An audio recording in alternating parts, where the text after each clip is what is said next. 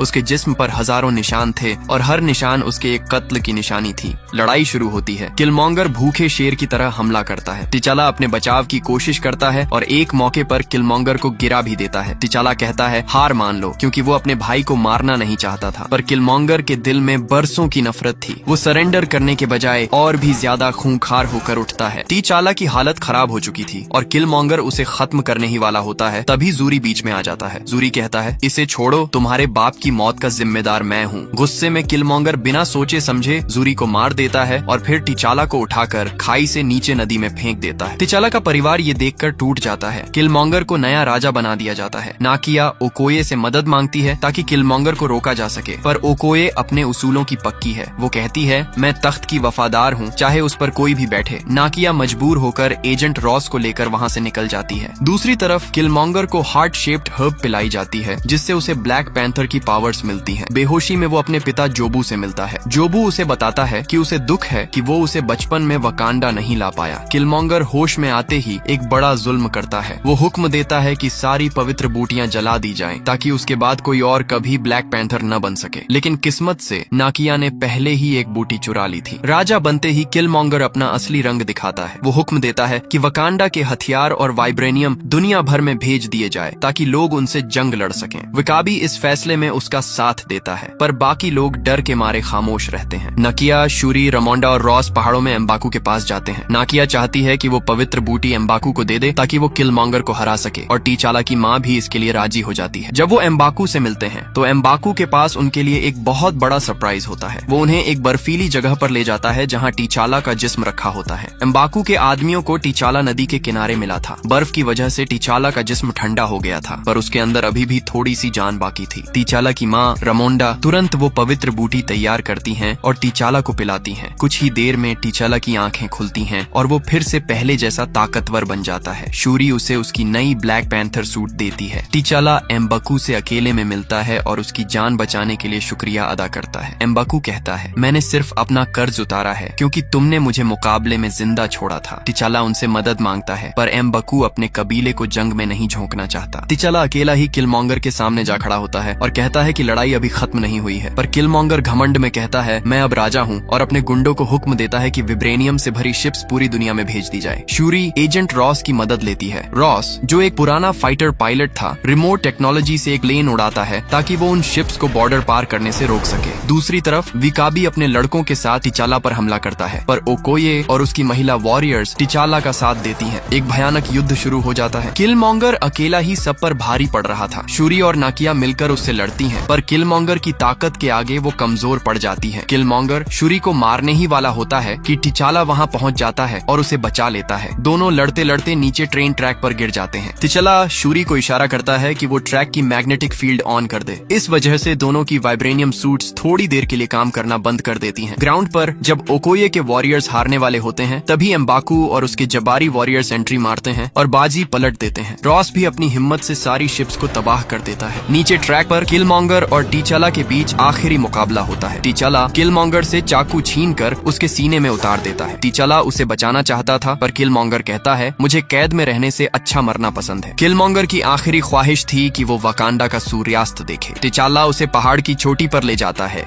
जहाँ किलमॉन्गर वो खूबसूरत नजारा देखते हुए दम तोड़ देता है। नया सवेरा। टीचाला फिर से राजा बनता है और नाकिया को अपने साथ रहने के लिए मना लेता है। वो फैसला करता है कि वाकंडा अब दुनिया से छुपकर नहीं रहेगा, बल्कि गरीबों की मदद करेगा। वो शूरी के साथ अमेरिका जाता है और उसी बिल्डिंग को खरीद लेता है जहाँ उसके चाचा जोबू की मौत हुई थी। वहाँ वो एक इंटरनेशनल हेल्प सेंटर खोलता है, जिसका इंचार्ज नाकिया को बनाया जाता है और शूरी वहाँ की टेक्नोलॉजी संभालती है। सबसे पहले वो उन्हीं बच्चों की मदद करते हैं जो वहाँ बास्केटबॉल खेल रहे होते हैं। आखिर में टीचाला यूएन में जाकर पूरी दुनिया को बताता है कि वाकंडा अब अपने राज और अपनी टेक्नोलॉजी सबके साथ शेयर करेगा ताकि इंसानियत का भला हो सके। दोस्तों, ये थी ब्लैक पैंथर पार्ट 1 की कहानी। अगर पार्ट 2 चाहिए तो कमेंट में बताइए या फिर 10,000 लाइक्स का टारगेट पूरा कीजिए।